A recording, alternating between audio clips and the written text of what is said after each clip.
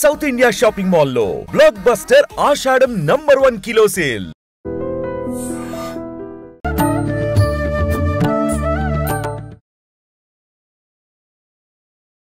నమస్కారం, welcome to I dream. ధర్మ మార్గం విత్ విజిత కార్యక్రమానికి స్వాగతం. ప్రస్తుతం మనతో పాటు ఉన్నారు ప్రముఖ ఆధ్యాత్మికవేత్త, పూర్వపు యాదగిరిగుట్ట అర్చకులు, ఆంధ్ర ఉపన్యాసకులు డాక్టర్ సందుగు కృష్ణమాచార్యుడు గారు. ఇప్పుడు వారితో మాట్లాడి మరిన్ని మంచి మంచి విషయాలు అడిగి తెలుసుకుందాం. నమస్కారం అండి. సంతోషం.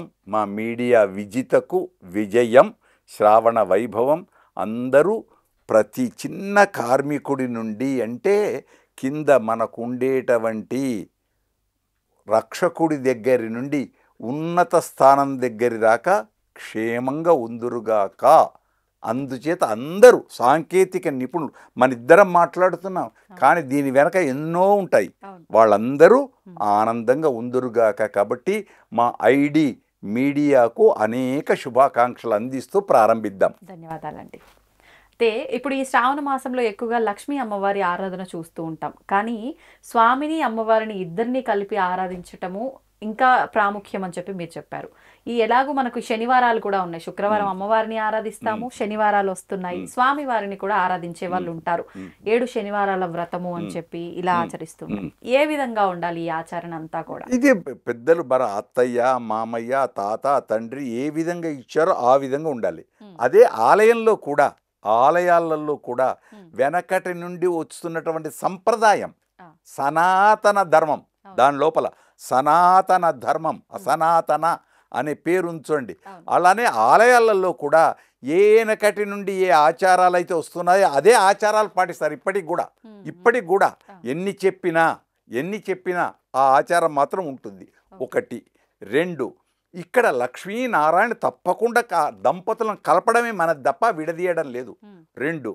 3, దీపం, జ్యోతి. రేపు శ్రావణ మాసంలో జ్యోతిని రూపంలో ఆరాధిస్తాం వెంకటేశ్వర స్వామిని. బాగుంది. వెంకటేశ్వర స్వామి జ్యోతి స్వరూపుడు.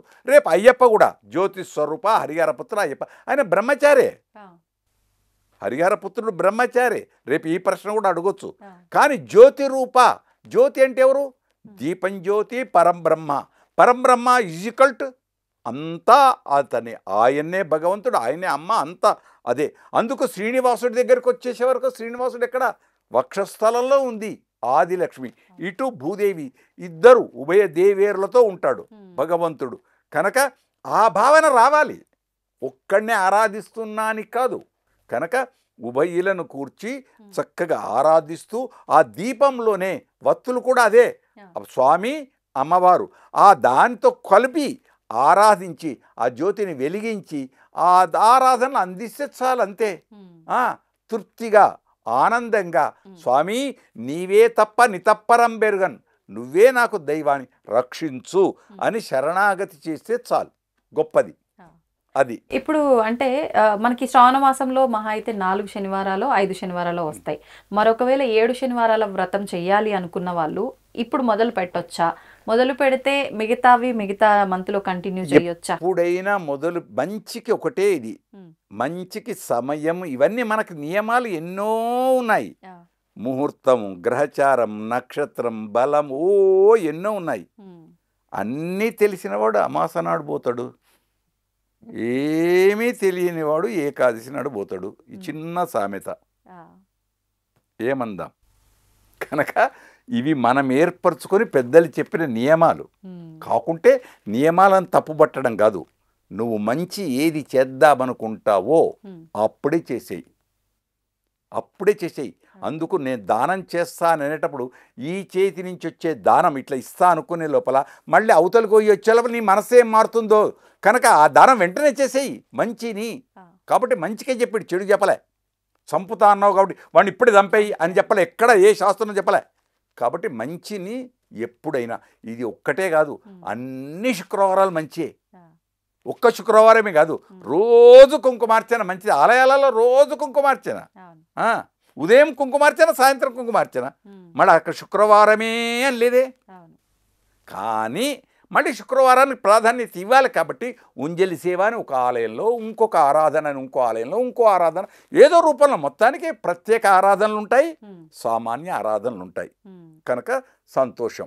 అంటే ఇప్పుడు మనం ఏ వారము ఏ దేవుడు అనేదంతా అవసరమే లేదు, మన భావన ఎలా అనిపిస్తే అలా అది ఆరాధించవచ్చు. గొప్పది. ఇప్పుడు మీరు చెప్పిన దానిలో 100 మార్కులు కాదు, 200 పైన మార్కులు వేస్తున్నా. అంటే 100 plus plus plus plus plus వేస్తున్నా మార్కులు. కనుక ఎప్పుడు అనలేదు, నీకు మంచి ఎప్పుడు అనిపిస్తే అప్పుడు చెయ్యరా బిడ్డ, మంచి చెయ్యి, అంతే, చెడు చెయ్యకు, అంతే. మనం భగవంతుడి విషయంలో ఏం చేస్తున్నా సరే ఏదో ఒక భయం అనేది ఉంటుంది. అంటే ఏదైనా తెలిసి తెలియక తప్పు చేస్తే మళ్ళీ ఇది నాకు దోషంలా వస్తుందేమో ఫలితం మళ్ళీ పెద్ద మంచిది ఇచ్చారు మీరు. అందుకే ప్రతిదీ చేసిన తర్వాత చివరికి ఉంటుంది, కాయేన వాచ మనసేంద్రియైర్వా బుద్ధ్యాత్మనావా ప్రకృతే స్వభావాత్ కరోమి యజ్జత్ సకలం పరస్మై నారాయణ ఏతి చదువుతామే అందరం, అంతే తప్ప మళ్ళీ ఇంకోటి చదువుతాం, మంత్రహీనం క్రియాహీనం భక్తిహీనం జనార్దన. అంతేకాదు యదక్షర తప్పు చదవచ్చు, స్వరం తప్పు కూడా వస్తుంది. యదక్షర పదభ్రష్టం మాత్రాహీనంత యద్భవేత్ తత్సర్వం క్షమ్యతాం దేవ నారాయణముస్తి. పెద్దది, ఇంత పెద్ద గజదండ వేయాల్సిన అవసరం లేదు, చిన్న మాల వేసి ఇదే పెద్ద అనుకో అంటే ఏ ముఖ్యమంత్రి కూడా తప్పు పట్టాడు. ఇంత పెద్దగా వేసి 50 మంది పట్టుకొచ్చి వేయాల్సిన అవసరం లేదు. దేశానికి నేనేం చేస్తున్నాను ఆ ద్రవ్యం. అందుకే కొందరు మంత్రులు, కొందరు ముఖ్యమంత్రులు కూడా నాకు దండలు వేయకండి, ఆ దండలకు వేసే ఖర్చును పేదవాళ్ళకు ఖర్చు పెట్టండి, నాకు ఒక చిన్ని పుష్పం ఇవి అంతే చాలు, చిన్ని పుష్పం, అది కూడా గులాబీ పువ్వు కాదు, ఏదో ఒక ప్రేమ పుష్పం అంతే చాలు, అది గొప్పది, అంతే. కాబట్టి పూజలకు కూడా 7 వారాలని కాదు 21 వారాలని ఉంది, ఇంకా ఇంకా ఇంకా ఇంకా ఎన్నెన్నో మనం కల్పించుకున్నాం. కానీ నిత్య పూజలు గుర్తుంచుకోండి, త్రికాల పూజలు ప్రాతः మధ్యాహ్న సాయంకాలం, సూర్యుడికి అర్ఘ్యం. ఎంతమంది వదులుతున్నారు, చాలామంది ఉన్నారు పాటించేవాళ్ళు, కానీ పాటించాలి. సంధ్యా వందనం దాని పేరే. అది పురుషులకు స్త్రీలకు అందరికీ, ఏదో పురుషులకే చెప్పారని కాదు. సో అప్పుడు దీపాలు వెలిగించి జ్యోతి, ఉదయం లేవగానే దీపం వెలిగించి చేయడం, పాలో ఏదో నైవేద్యం, మధ్యాహ్నం మళ్ళీ వంట కాగానే మళ్ళీ దీపాన్ని ఆరాధన చేసి మళ్ళీ ఆ మధ్యాహ్నపు ప్రసాదం నైవేద్యం, మళ్ళీ సాయంత్రం కాగానే సాయంత్రం జ్యోతి వెలిగించి మళ్ళీ ప్రసాదం. కాకుండా సాయంత్రం అయ్యేవరకు ఏం చేస్తాం, సాయంత్రం దీపం జ్యోతి పరబ్రహ్మాన్ని దండం పెట్టి మళ్ళీ ఆ మాంగళ్యాను దీపలక్ష్మికి మళ్ళీ కళ్ళకు అద్దుకోవడం, పేరంటానికి వచ్చిన వాళ్ళు పేరంటే అంతా మనం కల్పించుకున్నది. ఇవన్నీ కాకుంటే శాస్త్రం ఉంది, దాన్ని ఆచరిస్తున్నాం, ఆచరించింది మంచిగా ఆచరించు, ప్రేమతో ఆచరించు. శనివారమే కాదు అన్ని గొప్పవే. 365 రోజులు విన్నారా, 24 గంటలు సృష్టిలో ఉన్నది ప్రతిదీ మంచి అనుకుంటే భావన లేదు, ఇంకేంది. ప్రహ్లాదుడు ఏం చేశాడు, ఏం భావన చేశాడు, ముహూర్తం చూసుకొని తపస్సుకి వెళ్ళాడా, ధ్రువుడు ముహూర్తం చూసుకొని తపస్సు చేశాడా, ఏ ఋషులు. కనుక మంచి ఎప్పుడైనా సరే యాత్ర రంగయాత్ర దినే కులశేఖరులు అనే మహారాజు చక్రవర్తి ఆయన శ్రీరంగం వెళ్ళాలనుకున్నాడు, వెళితే రాజ్యం ఎట్లా, మళ్ళీ మంత్రి వచ్చేవాళ్ళు, ఏదో పని చెప్పి ఏదో చేసేవాళ్ళు, మళ్ళీ అక్కడనే రామాన్ దండం పెట్టేవాడు. అట్లా మహనీయులు ఎన్ని లేవు, ఎన్నెన్ని ఉన్నాయి. కనుక రోజు ఆరాధిద్దాం ఎదుటి వాళ్ళని, సర్వ ప్రాణికి సేవిద్దాం, తోచింది ఏదో అంత.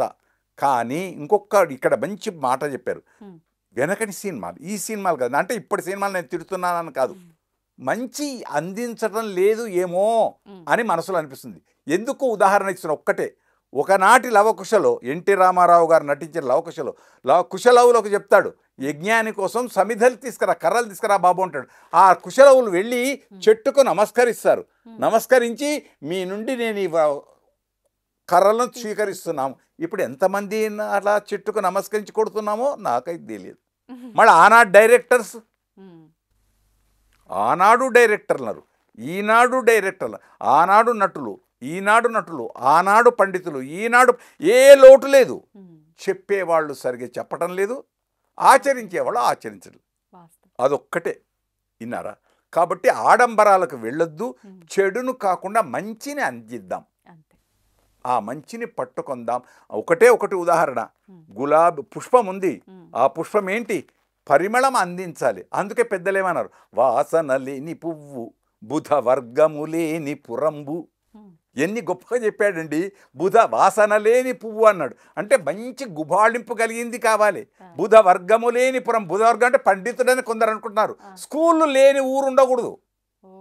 బుధ వర్గము లేని పురంబు అంటే పాఠశాలలు చెప్పేవాడు ఉన్న ఊరు ఉండాలి. ఎడ తెరగక పారు నీరు జలము నది ఏం కావాలి మనకు? భగీరథ, మిషన్ భగీరథ, ఈ అవన్నీ ఉండాలి. అవే వెనకటి ఏది చెప్పినా ప్రజల క్షేమం, అందరూ బాగుండాలి, ఆనందంగా ఉండాలి. చక్కని చదువు. పోతన్న ఒక మంచి మాట అంటాడు.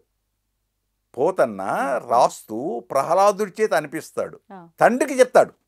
హిరణ్యకశిపుడు చెడ్డవాడు అనుకుంటున్నాం, కానీ చెప్తాడు. ఏమంటాడు హిరణ్యకశిపుడు కొడుకు? చదివించదన ఆర్యులొద్ద చదువుము తండ్రి. నిన్ను తీసుకెళ్ళి ఆర్యులొద్దా అన్నాడు. ఏదో గురులొద్దా అనలే. అంతకు పూర్వం అని చెప్పాడు. చదివిన సదసత్ వివేక చతురత కలుగన్. సత్ అసత్, ఏది మంచి ఏది చెడు అది తెలిస్తే చాలు.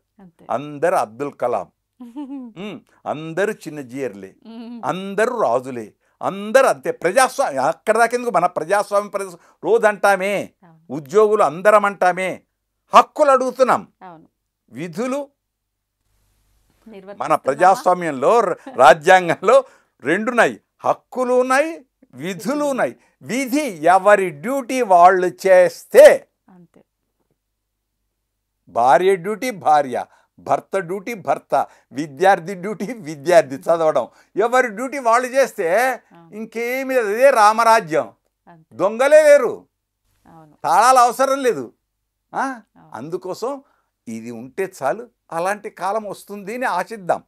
మానవుడు ఆశాజీవి కనుక ఆ మంచి కాలము, ఒక సినిమాలో ఉంది పాఠం, ముందు ముందు ఉంది లే, అట్లా మంచి వస్తుంది అని ఆశిద్దాం. మంచి జరగాలి, అందరూ బాగుండాలి. ఇంకో ఇప్పుడు చెప్పాను, జీతాల కోసం పోరాడుతున్న, హక్కుల కోసం, కానీ విధుల కోసం మన విధి మనం కరెక్ట్గా చేస్తున్నామా లేదా అది నాకు నేర్పింది మా సర్వేల్ రెసిడెన్షియల్ స్కూల్.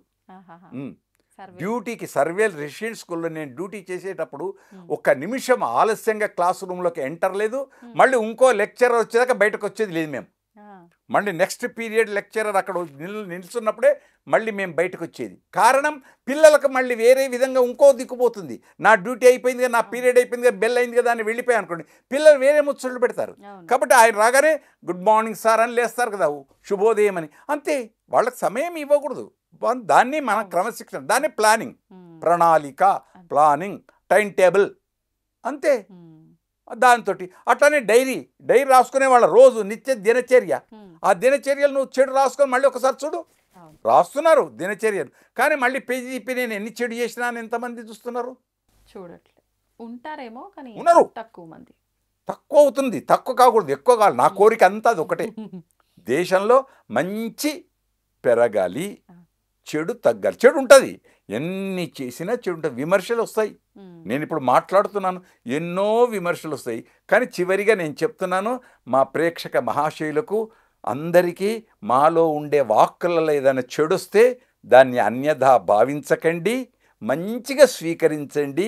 మీవాడు అనుకోండి. నేనేదో ధర్మ సందేహాలు పండితుడు చెప్పాడని కాదు, ఆలోచిద్దాం, మంచిని పట్టుకుందాం. శుభం శుభం శుభం. జయోస్తు. తవ్వుతూనే శివలింగం సరే, దాన్ని అట్లా కప్పేసేయండి, చూపించదండి. Krishna is there. మూర్తి పూజ కాదు, సాక్షాత్ బ్రజేంద్ర నందన భగవాన్ ఉన్నారు మూర్తిలో. ఏమీ ఆశించకుండా ఆరాధించే వాళ్ళు కూడా ఉన్నారా ప్రభుజీ? నిజమైన భక్తి అంటే మనకు తెలియదు కాబట్టి